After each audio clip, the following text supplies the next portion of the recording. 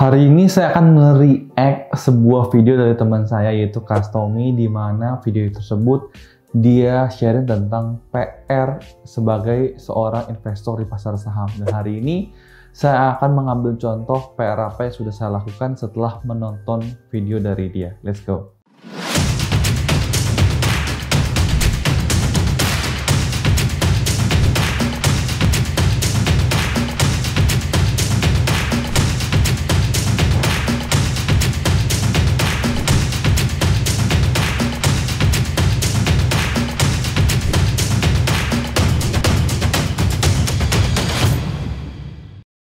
Halo, selamat malam. Nama saya Yusuf Arifin Yusuf. Bagi kalian yang baru pertama kali main ke channel ini, di channel ini saya biasa sharing tentang pasar saham, tentang bisnis, tentang properti, maupun seputar tentang investasi. Jadi bagi yang belum subscribe channel ini, monggo silakan di subscribe sekarang.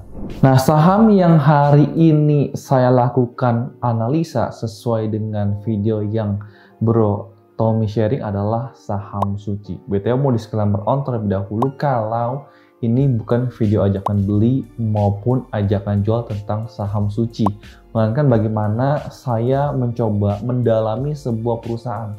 Ada faktor-faktor apa yang saya bisa belajari dan bagaimana cara saya mempelajari sebuah emiten lebih dalam lagi. Nah, pertama-tama dari mana kalian bisa mengambil data untuk menganalisa sebuah emiten? Biasanya kalau misalkan hanya lihat rasio keuangan, saya paling suka menggunakan aplikasi Stockbit.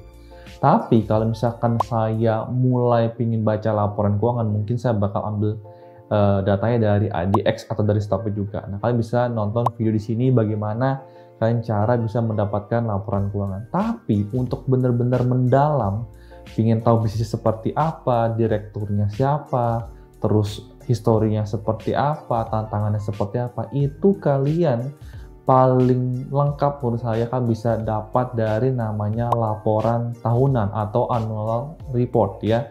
Nah, di sini saya juga bakal nunjukin kalian itu annual report Suci tahun 2020 ya, di mana tahun 2021 ini belum menerbitkan laporan tahunannya. Kapan terbitannya? Kita bisa lihat ya.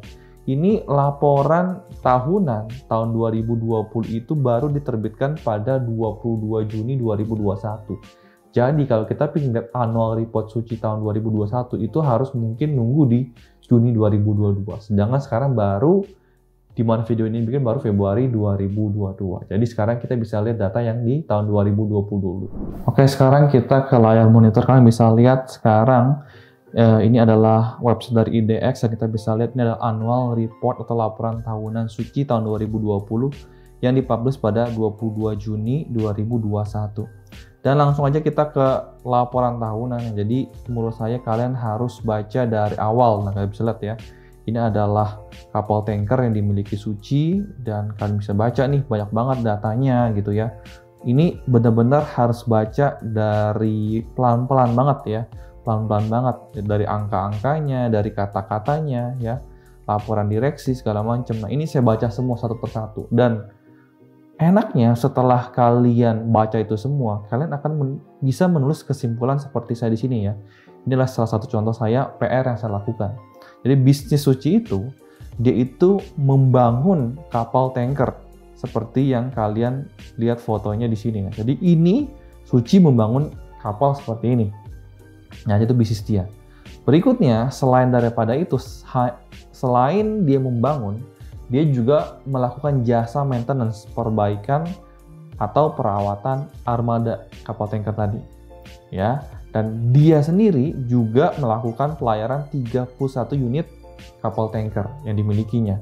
Ya, dan dia bukan hanya membangun dan melakukan maintenance, tapi dia juga melakukan penyewaan. Jadi kapal tankernya itu dia juga punya 31 dan dia juga sewain ke orang. Ya. Dan kita bisa lihat dari jasa penyewanya ini dia mentransportasikan kargo, mencakup kargo minyak mentah, gas, produk BBM, LPG dan petrokimia. Nah, kalau kalian tidak lihat di annual report seperti yang tadi banyak itu, kalian nggak akan mendapatkan data-data sedetail nih, nggak tahu bisnisnya itu sebenarnya apa gitu, nggak akan semendalam ini. Lalu dari sentimen apa yang akan mempengaruhi ke bisnisnya? Sama contoh nih misalkan, pas lagi mulai PSBB atau PPKM, itu konsumsi BBM menurun. Nah, apabila konsumsi BBM menurun, ya kan? Karena apa? Karena waktu itu mungkin orang jadi nggak keluar rumah, ya kan? Akibatnya pengiriman minyak juga menurun, ya kan? Otomatis itu, ya, pendapatan Suci juga akan menurun, ya. Jadi konsumsi BBM naik itu bagus bagi Suci, ya. Tapi kebalikannya, atau misalkan konsumsi BBM turun itu tidak bagus buat Suci. Jadi otomatis tahun 2020 ya, Suci akan terkena dampaknya karena konsumsi BBM waktu itu menurun. Nah, dan itu kita bisa juga lihat ya, Suci ini tidak hanya berlayar di Indonesia, tapi juga berlayar sampai ke luar negeri. Jadi ini adalah analisa yang simple ya, tapi menurut saya cukup mendalam. Dan data ini kalian akan sangat sulit sekali kalau kalian lihat dari Stockbit ya, dari laporan keuangan yang kalian nggak akan dapat. Kalian harus lihat ke laporan tahunan ya, dan berikutnya kalian harus melakukan PR kalian lagi, karena ini juga baru sebagian yang saya lakukan PR-nya. Nah, ini adalah salah satu contoh yang saya ambil dari perusahaan Suci. Nah, tentu apabila kalian ingin beli sebuah perusahaan, dalamin dulu perusahaan ini bisnis seperti apa, rasio keuangannya seperti apa, net profit marginnya seperti apa, kompetitornya seperti apa, menarik ya bisnisnya ke depannya. Apakah sekarang dijual lagi di harga murah? Percuma ya, perusahaan bagus, tapi kalau dijual mahal, otomatis kita punya potensi untuk keuntungan kan juga lebih tinggi. Atau kebalikannya lagi, resiko kita juga mungkin lebih tinggi di saat kita menginvestasi di saat harganya sudah lebih mahal. Mudah-mudahan video ini bisa bermanfaat buat kalian, dan apabila kalian sudah melakukan PR, di mana kalian sudah berinvestasi perusahaan tersebut, kalian bisa tulis komentar di kolom komentar di bagian bawah. Kita bisa saling diskusi dan saling tukar pikiran. Sekian video kita hari ini, mudah-mudahan video ini bisa bermanfaat buat kalian. Jangan lupa support saya dengan tekan tombol subscribe, lonceng tekan agar apabila saya keluar video baru, kalian bisa langsung ternotifikasi dan membuat saya semangat setiap 2 hari sekali upload video. Jangan lupa main ke Instagram saya di Yusuf Arifin Yusuf dan di Just.Ham. Sampai ketemu di video berikutnya. Salam cuan dan bye-bye.